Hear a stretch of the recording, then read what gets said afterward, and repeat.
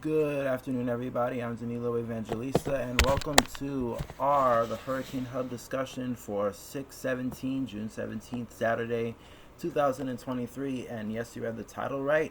Yes, newly formed Invest 92L could it potentially be brewing into a hurricane and a June MDR hurricane at that. You are reading the title right, and we'll get into why I'm saying that in just a moment. But first, gotta mention it on the NHC, the latest update as of 2 p.m. 92L out in the Atlantic, a tropical wave now, and it is continuing to develop. And now we're up to a 50% chance for development in the next 48 hours. And formation chances in the next 7 days are now at a high chance of 70%. And then you remember, honestly, that this did quite escalate quite pretty quickly. If you remember, only just a few days ago that this really made its debut on the Tropical Weather Bulletin. Debut, I guess, is the right word to use. And now, 2 days later, we're already at 70%. Absolutely something, in my opinion, very, very surreal and honestly unusual, because trust me, especially if you are tracking this for the first time, you're tracking the tropics for the first time this year, this is something that you would typically not at all see this far out in the eastern Atlantic, especially with something rapidly developing and getting its act together like this is. It is very unusual for climatology and of course reasons surrounding that. But if you take a look at some factors that we're looking at, especially that is ahead of the system, you would see that honestly this is not too surprising given with what we're working with out here, and we'll go over that in just a little bit. But really quickly, the Eastern Pacific, low chance for development for this area of interest off the coast of Mexico. Honestly, probably won't develop into anything, and it'll probably just move off and not be any concern. If it does, of course, become something, but the chances are low, and the NHC is not very confident in it. But the talk of the town, let's go to 92L. This is the true color zoomed out satellite, and it is, of course, it is as of 1855Z, so roughly, I think about a half hour, no, an hour, yeah, actually around a half hour ago that this satellite was updated up to out by the Cape Verde Islands, and you can see that this is definitely getting its act together. Definitely some sort of vorticity being associated with this. You can see some turning in the in the lower and mid levels of the atmosphere. So there's definitely some sort of spin with this. The question that is really the big thing that we need to watch for in order for this to know if this is a tropical cyclone or not is, does this have a low level center, and of course the organization associated with this in terms of its cloud cover. Right now, of course, since it's still a little bit farther east and we're not seeing as warm sea surface temperature anomalies where it is right now, cloud convection is not really as potent, but it's also the time of day, diurnal minimum. And this is a term that you'll be hearing a lot throughout the season, diurnal minimum meaning basically the time of day where convective activity is at its lowest point, and then diurnal maximum happens overnight and early tomorrow morning where convective activity is at its highest. Has to do something with the cycles of the sun reflection on the ocean helping with convection, but generally this does have some organization to go, hence why, of course, why it is still an invest and not a tropical system yet. But just to want to put it into perspective of how really far out there it is on the visible satellite, and this is where 92L is. You can see it really is that far out there, basically so far out that even if you could take a look back on the true color, you could see the Cabo Verde Islands. That's how far it is out there, and also very south as well. And of course, that is especially given the time of year. The system is a little more south. It's not like it's in the central northern MDR or somewhere right here. There's still some sort of aspect of climatology, I guess, that you could say that this is far south, and of course that'll help it in the longer term in development. But it is really out there, and I'll show you a little bit on that with the model guidance. It really is something rare and incredible to see. But as I did mention before, it is honestly not something too unexpected given with what we have, because this is what Benno has been tweeting about today. This is a tweet that I really could not ignore at all, and I'm absolutely in awe about this. He mentions the map highlights where current sea surface temperatures are warmer than they would typically be during September. And what's the date right now? June 17th. And he's mentioning areas where we are currently right now warmer than we would be on average in September.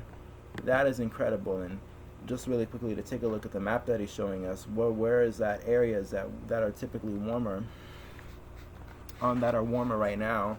A good portion of the MDR, especially in the southern MDR as well, that'll be a very key feature, especially when it comes to the development of this storm, as well as in the Caribbean. Really across a good portion of the deep tropics is where it is really, really warm right now, especially the Caribbean, and that'll be a much more of a big important factor, especially later on in the season.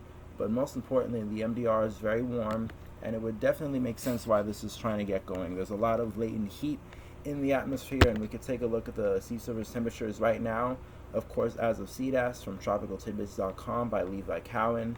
Very nice site, and has a lot of useful information there too, some of which we will actually be going over and looking at in just a short time from now. But as I did mention before, sea surface temperatures, as warm as they are warmer than they are in September, and you could clearly see that right where 92L is right now. Especially if you go right down near 10 North, that's probably where it is right now. Sea surface temperatures, 92L is already interacting with 26, 27, and even some 28s down here in the far southern MDR. And you could even take a look up to the central coast, roughly I would say around 15 North, that is up to the coast of Africa, already 27 degrees Celsius with sea surface temperature on the surface. And then look at that, a wide swath, honestly incredible how much it does stretch out. A wide swath of 28 degrees Celsius in the MDR, anywhere from basically I'd say around 45 west and onward. Wide and expansive swath of 28 degrees Celsius. And keep in mind, the threshold we look at for tropical cyclone development is 26. So this has a lot of energy to work with, and especially also reflective in the NOAA Coral Reef Watch, the sea surface temperature anomalies. This map was the actual sea surface temperatures, what's actually on the surface, and this map is the departures from normal. And you can just take a look at how incredible it is out here in the MDR. Widespread areas of up to 2 degrees Celsius above normal from the usual mean, and over a large area of ocean, 2 degrees Celsius is a lot of energy, extra energy that is being input into the atmosphere, allowing for more energy for developing systems to work with. And so you would guess why this has a lot of energy to potentially strengthen some and even go on to become a hurricane eventually as this gets as it gets closer towards the western and northern MDR, which is what actually quite a bit of models are hinting. But really quickly, just to take a look at what's going on elsewhere in the Pacific, another very key signature that I think will also become a very big factor later on in the season. This colder, look associated with what I call the colder PDO off the coast of the United States, the western coast and the Baja Peninsula as well. Very cold off here, and something I've been mentioning for basically the last few months now, how this doesn't really tend to kind of coincide well with El Nino years. We tend to see this a lot warmer, and this year, despite it being El Nino, it is a lot cooler. And honestly, I think that'll be a big factor, especially as we head later on into the season, to watch out. Could this have any sort of impacts and maybe tempering this developing very potent as well El Nino too? Could this potentially hamper the effects of a potent El Nino and allow the Atlantic to kind of dwell, I would say, a little bit more? I would really say dwell in the extreme warmth that we have in the Atlantic. I don't know, but these are all something that would definitely need a question as it pertains to later. But as it pertains to right now with Invest 92L, As I did mention, could a hurricane be brewing, and that's why I'm asking the question, because look at where all the general model consensus is. We have models even as the H wharf going up to a category 2, a high-end category 2. There's also the ship statistical model that goes up all the way to a major hurricane, and a major hurricane in June. Well, that'll be even more insane, but that is a lot more towards the end of the model run. And even models such as the Icon and even the global models, some of the big global models that we look at, the GFS, that as well takes us up to a hurricane closer towards the longer range, and then we have some other small models here. But what I'm generally trying to say, look at where all the model consensus is, the general spread of intensity that all of these models have. It's most of them are solidly at some point eventually reach hurricane intensity. And especially when you think about how warm it is out here, and also the lack of dry air too, which is why a lot of people are really interested in development of this system, and honestly why this system is probably able to develop or is getting the chance to in the first place, is the lack of dry air, the real warm sea surface temperature anomalies, and also low wind shear, especially given that this is a potentially brewing strong El Nino year. You would definitely think that this might have the chance, and the model guidance is definitely reflecting this, as well as the operational models too, which I'll show you right now.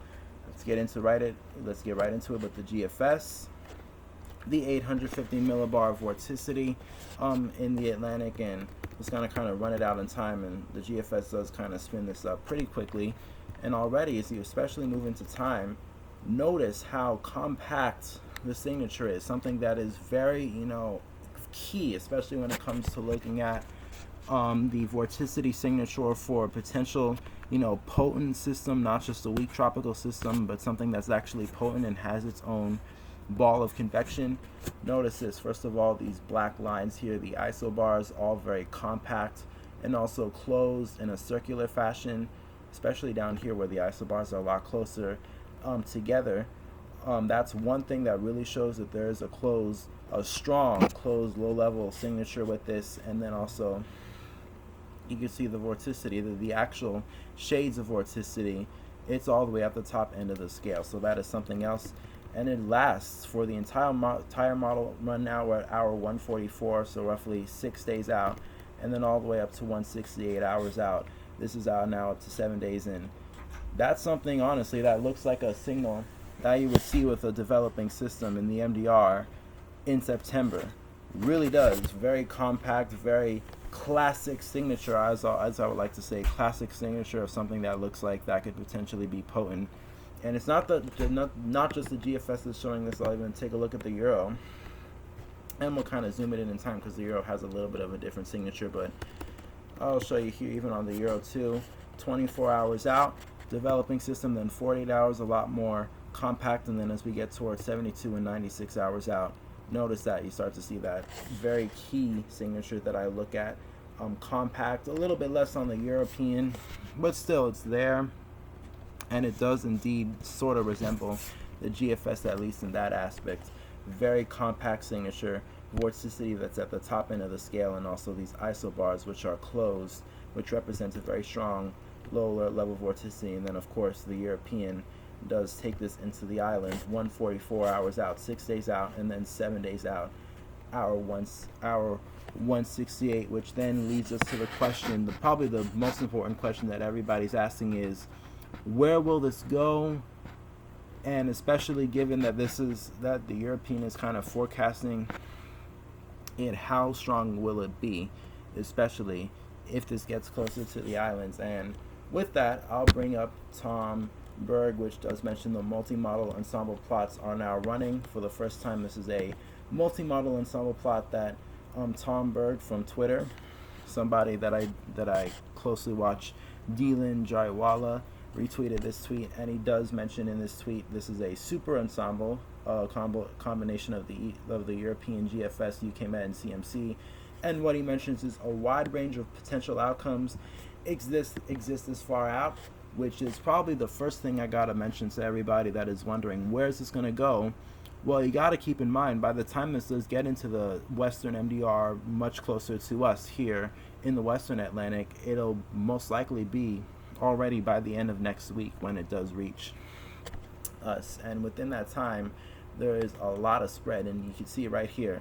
Some ensembles, this is the ensemble ellipse, kind of the circle of where the ensemble spread is. Some of them spread all the way from being near 50 west all the way to some being close to 80 west. So the spread is real, especially this time of year. There's a lot of uncertainty, and you can even take a look at this map too.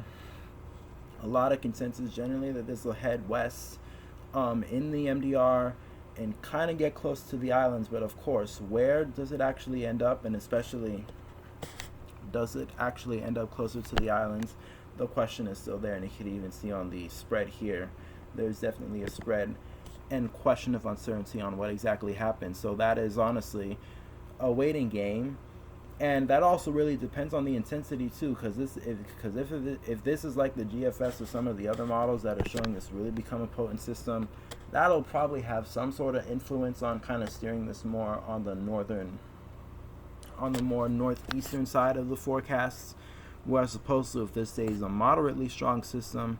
And there's of course a stronger ridge, because it's not only the intensity but of course the general steering that does matter, and that's probably something the Euro is taking into consideration. If that's the case, maybe we'll probably be looking at something that does come a little bit closer west, but the key as to where exactly this goes is very much a question. It's 7 days out, a full week out, and that is of course now the end of the NHC forecast, 7 days, and usually that is the most uncertain. So we'll have to see exactly what happens, but certainly a waiting game, especially for June. This is very interesting, and could this be a sign of things to come later this year? Maybe, I don't know. I mean, it's very rare. I think this is probably, if this does form, which it looks very likely now at this point that it'll probably do so and form into something, and of course into our next name on the list, which is Brett. It is definitely probably, I think, only the fourth time we've seen a storm MDR formation in the month of June, and honestly it is quite incredible.